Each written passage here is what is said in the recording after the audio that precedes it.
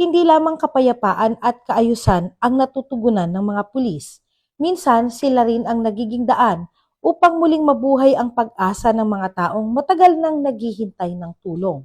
Ito ang naranasan ng mag-asawang senior citizen na sina Tatay Federico at Nanay Aurora Macaresa ng Barangay M. Rojas, Bulan, Sorsogon, matapos mapansin ng RPSB team ang kanilang kalagayan habang nagsasagawa ng needs assessment survey sa lugar. Tumambad sa mga pulis ang kalagayan ng mag-asawang matanda na matagal nang nangangarap magkaroon ng mas maayos at ligtas na tahanan. Sa pamamagitan ng pag-ambagan at voluntaryong pagtulong para sa mga materyales at paggawa, sinimulan ng mga nakaraang linggo ang pagpapatayo ng bagong bahay para sa mag-asawa. Bagamat hindi pa ganap na natatapos ang kanilang tahanan, unti-unti nang nabubuo ang isang simbolo ng malasakit, pagkakaisa at pag-asa. Para kina Tatay Federico at Nanay Aurora, ang bahay na ito ay hindi lamang bagong tirahan.